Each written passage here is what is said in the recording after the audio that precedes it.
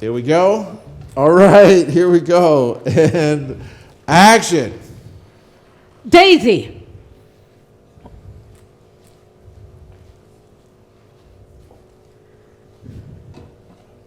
Tell me again who fed you that information. A homicide detective who's very close on the investigation. Would this homicide detective have any reason to want to fuck with you? What do you mean? I don't know. Would he want to see you fall on your face because he gave you the wrong name? I don't understand. You killed the wrong brother. These are, in fact, two brothers with almost identical names. See, in Somalia, they don't have family names. The naming convention is personal name, then father's personal name, then grandfather's personal. So my Somali name would be Simon Boris Peter, and my brother would be Paul Boris Peter.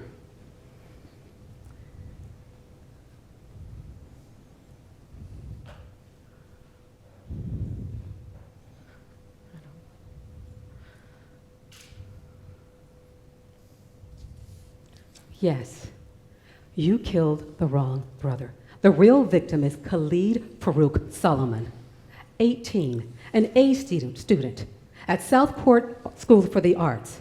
His older brother, Khalif Farouk Solomon, 19, a member of the Mogadishu Boys. Drug charges, assault charges, gun charges. I just got off the phone with the editor-in-chief. We just got off the phone with a very sanctimonious deputy police chief who is positively giddy that we got this wrong. I'm so sorry. Yes, Marty, we will print a correction and an apology. I'm fired?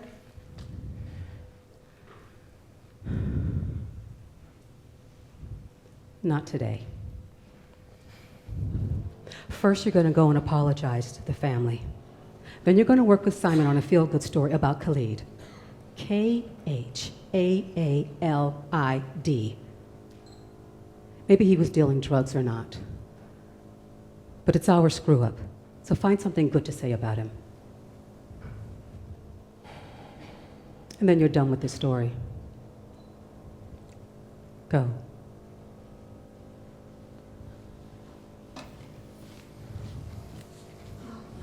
And scene.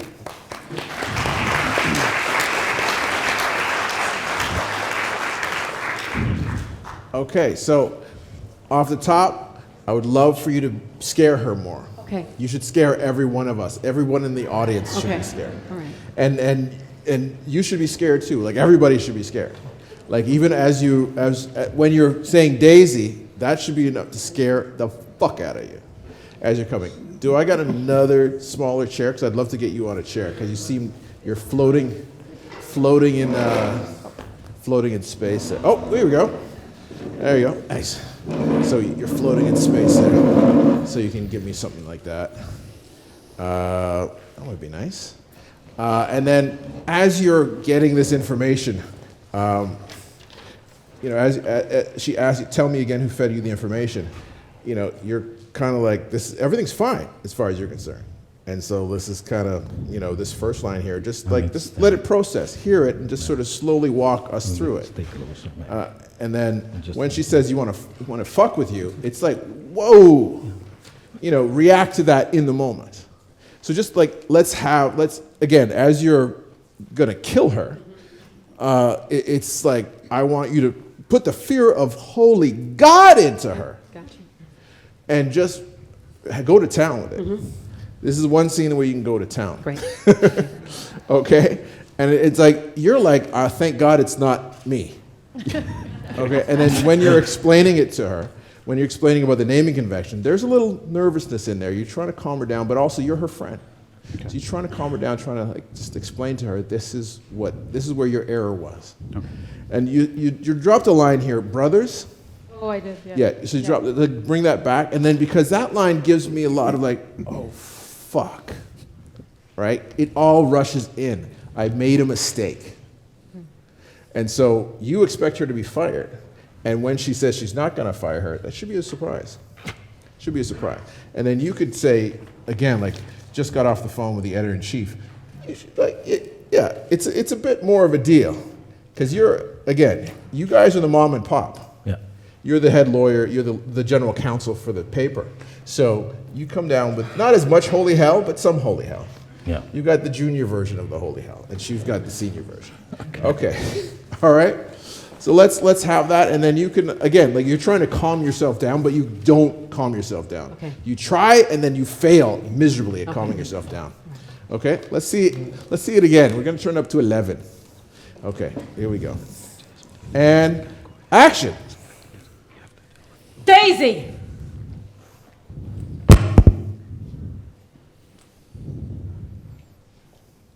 Tell me again who fed you that information. Homicide detective who was Would very this homicide detective for any reason want to fuck with you? What do you mean? I don't know. Does he want to see you fall on your face because he gave you the wrong name? I don't know. You killed the wrong brother! These are in fact two brothers with almost identical names. In Somalia. I'm just going to pause for a second. Just because when you stand up, it throws the physicality off. Yeah. It just throws everything off because like the gravity of the scene is really between the two of you. And you're being admonished right now, and I don't know if you'd stand up in her office because this is essentially the principal's office, right? Yeah. So you're not going to stand up. It's the principal's office. You sit down. Yes. Okay, let's try it from the top. So you should stand too. Yeah. Okay, and action. Daisy!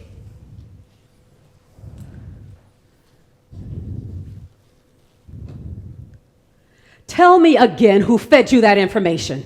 Homicide detective who's Would very... this homicide detective for any reason want to fuck with you? What do you mean? I don't know. Does he want to see you fall on your face because he gave you the wrong name? I don't... You killed the wrong brother! These are in fact two brothers with almost identical names. In Somalia, they don't have family names. So the naming convention is personal name, then father's personal name, then grandfather's personal. My Somali name would be Simon Boris Peter, and my brother would be Paul Boris Peter. Brothers? Yes. The real victim? Khalid Farouk Solomon, an A student at South Court School for the Arts. His older brother, Khalifa Farouk Solomon, 19, a member of the Murabusha Boys. Drug charges, assault charges, gun charges. I just got off the phone with the editor-in-chief, who just got off the phone with a very sanctimonious deputy police chief, who is positively giddy that we got this wrong. I'm so sorry. I don't know. Okay, Marty. Yes, we will print an apology and a correction. Fired?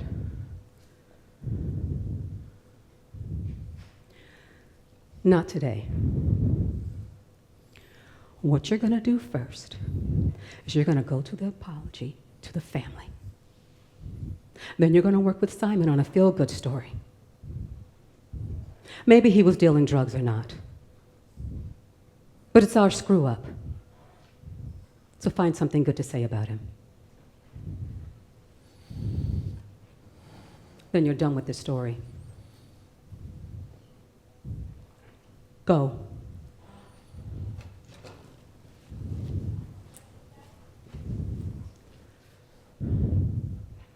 Scene.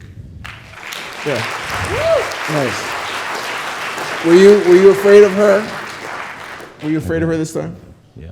Yeah. I was afraid of you this time. Yeah. Yeah. It was coming. But then you touched her. Then you were like, I was like, is he gonna hit her? You know. But it was like, but again, like it felt like you were the principal, you were the center of gravity, you were the driver here. And it felt like all of these people were afraid of you. And essentially, it's not just about the fear, but it's just about the power in the room. And it's all sort of funneling towards you, and you're driving the scene. you've made a mistake. You've made a grievous error. You've actually switched the identities of two young men, one of whom was killed and with his brother. The young man was obviously an art student, and his brother was more the gangbanger. You switched that. So it's a massive error.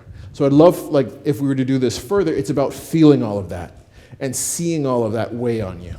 The fact that the fact that you fucked this whole thing up. You should be fired. It's a catastrophic mistake. And because of your pride, you didn't ask for help. You didn't ask to even just to get if there was a possibility of a naming convention. You thought, well, these two names are very, very simple. Like, it's the guy. And you made an assumption. That's part of what we were doing, try to say that more diversity is needed in newsrooms. But that's part of the underlying thing of the show. But the thing is that has to weigh on you. And so how that translates is physicality. It's like just looking at the whole room, looking at their faces. Just engage with the other actor. Sometimes when you're on set and you may lock up and you're there and you're focused on your performance, you're blowing your lines or whatever, if that ever happens, I tell the actor, focus on the other actor. Focus on listening to them. And then your lines will come if you just listen to them. Because a lot of times you get locked into a performance and shit, there's planes flying overhead, there's sirens, and whatever is happening, and you kind of you get into your head, and you kind of get focused on yourself, and you get down on yourself, and you fucked it up, and oh fuck, and you just get down and down and down. Focus on the other actor. Focus on them, and then that will sort of liberate you. But it's about reaching out for the other actor and seeing in their faces what's happening, the judgments, the little tiny sort of things that they're sending you. Focus on them, and then that'll ameliorate your performance. Good work, guys. Good work. Question. Yeah. The reason why I went to touch her at the end, I just chose to take that beat and to come down from being so angry to let her know, you're not fired. We're going to give you another chance. Sure. I mean, it's a choice, right? Yeah, it was a choice. For me, I'm like, I don't want to give that power up. Okay. Because it's always like, it's funny, like the showrunner on my last show, she's on Facebook saying, I had to dress down an employee and I just feel like I'm being bitchy. And I'm like, David E. Kelly wouldn't say that he'd feel that he's bitchy, Like, fuck it. Take that power. Cool. Like, you're the boss. Cool. You want to take a strip off him? Fuck it, take a strip off him. That's life, If they're a millennial, they'll just leave. Go to the next one. Jokes. However, okay, you know what I'm saying. Not trying to do that. Okay.